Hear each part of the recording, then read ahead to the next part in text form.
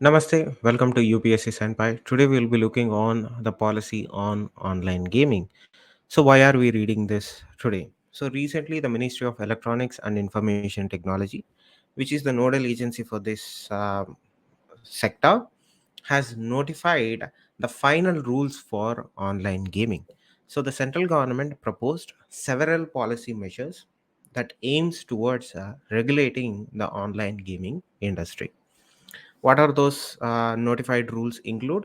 One of the cornerstones of this policy is setting up a self-regulatory body for online gaming industry as a whole, which includes a grievance redressal mechanism, along with to ensure the safety and security of the customers who partake in online gambling or online gaming industry. Sorry, not gambling, online gaming industry. uh, the notified rules talks about introducing mandatory KYC norms, know your customer norms, for verification of the identity of the participants, meaning the government doesn't want minors to partake in that. Even if they do, even if they are eligible, the government needs to have certain information with them to ensure their rights and privacy is protected. So these are the rules that the agency or the ministry has notified in terms of online gaming industry. This is a part of the proposed amendment to the Information Technology Intermediary Guidelines and Digital Media Ethics Code rules of 2021. So this is part of that rules which were notified first in 2021. Now, after conducting a study for a prolonged period of time, the ministry has come up with these rules and safeguards to protect and regulate the online gaming industry. The moment the government sees that it is going to be a self-regulatory body, it means that the government has decided to have an hands-off approach. They are not going to get involved in the day-to-day runnings of the industry as such. They are going to set up the boundary for the industry. They are going to set up certain safeguards for the rights of the citizens, in that sense, the users who are the citizens, and they are going to take their hands off and let the industry run on its own, until and unless they feel that they might have to get re-involved to ensure the policy that they have laid down has been followed, or the rights or not, the rights of the users, the rights of the citizens are not being infringed upon. In cases of privacy, in cases of financial transactions, these are the areas where the government, if they feel necessary, that they have to get involved again, which they will do. But as far as this suggestion that you have to have a self-regulating body, it means that the industry will regulate on its own. The government is just going to come out with a set of borders, and we want you to regulate yourself within these borders that we have set for you. The moment the industry goes out of these borders or these guidelines, again the government will step in, right in. So that is what this generally means. It means the government has a officially hands off approach, meaning the industry will run on its own. It's on a kind of a system. That is what they did with OTT platforms, that we'll discuss at a later phase. But online gaming industry is very crucial for India. Why are we talking about this? Why the government felt that they have to come up with a intermediary guidelines for a digital media ethics code in 21 itself? Not only that, now they have to come out with a guidelines, notified guidelines, and rules, particularly targeting or specifically naming out, identifying the online gaming industry. The reason is, India's gaming market currently stands at a staggering $2.6 billion a year, and it is expected to grow six folds to seven folds to, the official number is 8.6 billion, but latest projections say that by 2030 online gaming industry is going to be a $10 billion industry in India. It's a huge amount of money, with huge number of citizens being the users of this industry. So the government needs to step in. The government needs to bring in certain rules. The government needs to bring in certain order to this industry, because at the end of the day, when money is involved, there is a lot of scope for shady things to go down, particularly in online industry such as gaming. If you have followed the gaming industry in United States, you will understand what I'm talking about. Games such as Call of Duty, games such as Valorant, or whatever those games, I'm not naming those companies, I'm just taking them as example. What they tend to do is they don't sell the game just out of the box for you. They do sell the game for, let us say, $50, 500 rupees, 600 rupees once, but they earn their money through inner mechanics of the game. Like, if you want to buy a weapon, if you want to buy a dress, if you want to buy a skin, if you want to buy a special tool that you need, or a special power that you need, then you have to start spending money into the game itself. That is how, I don't know what the official term for that is, but that is how these games make money, most of their money from. And online gaming industry is such that the user base is very young. In most of the cases, they are below 18 years of age.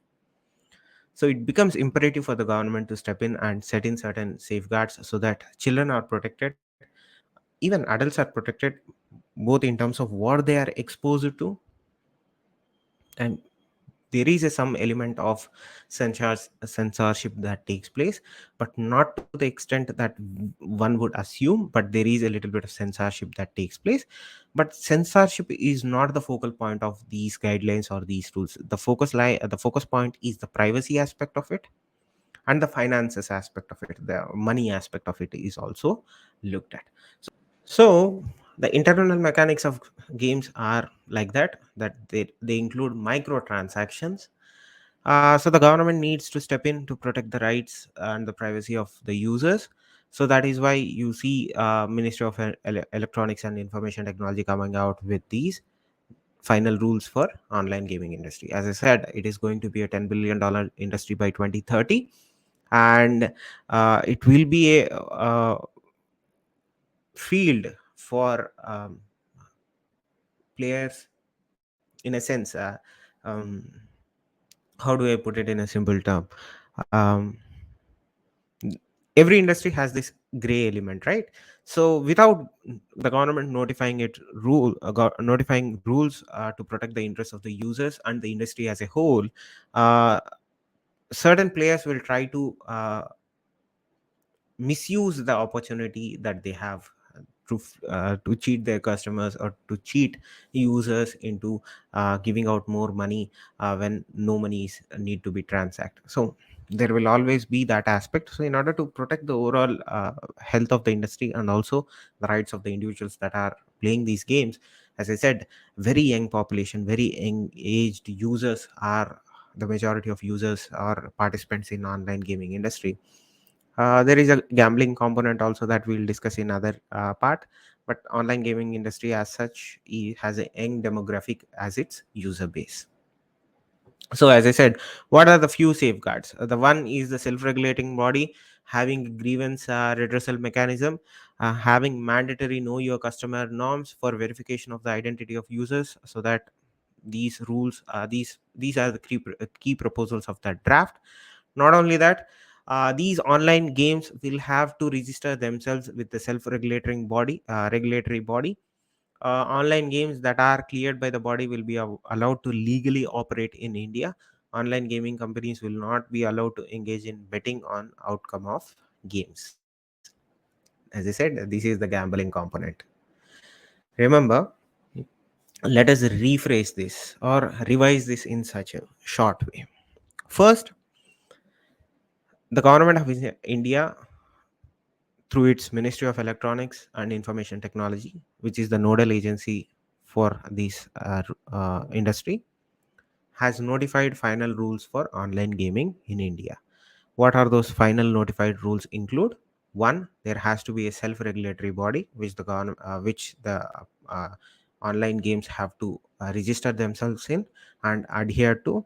Then only they will be operate when this regulatory body okays gives permission for these companies to operate in India. Then only they can operate in India.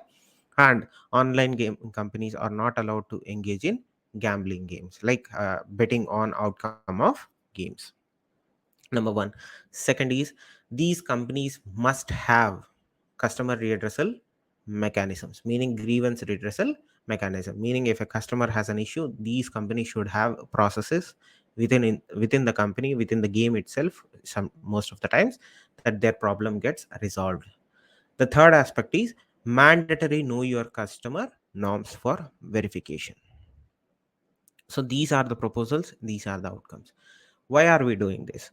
First, let us look at the gaming industry itself. As of now, gaming is a $3 billion industry in India. It is projected to grow to $10 billion by 2030. And that is one aspect. One aspect is the size and the potential and the growth trajectory of this industry in India. The second aspect is the demography of user base. Majority of the users of online gaming industry, or the demography of online gaming industry, are minors. They are below 18 years of age. Companies are known to exploit their user base to a greater extent around the world. One of the biggest ways that these companies, online games, exploit their users is through microtransactions. Microtransactions are nothing but purchases that an individual do, that a player or a user of a game does within the game itself. Let us say you buy a game for 50 rupees. When you get in order to get certain special provisions or privileges or cloths or items or whatever you call it, you need to spend more money to get that special accessories. These transactions that you do within the game are called as microtransactions. Globally, various companies, online gaming companies on whole, have been accused of exploiting their customers through these microtransactions. Particularly when your user base is minor, below 18 years, the average is around 14 or 15 years. So, well below your 18 years of age. So, in order to protect their interests, in order to safeguard their privacy, the government is notifying these rules. So, hope you have learned something from this video. Please do subscribe. Thank you. Namaste.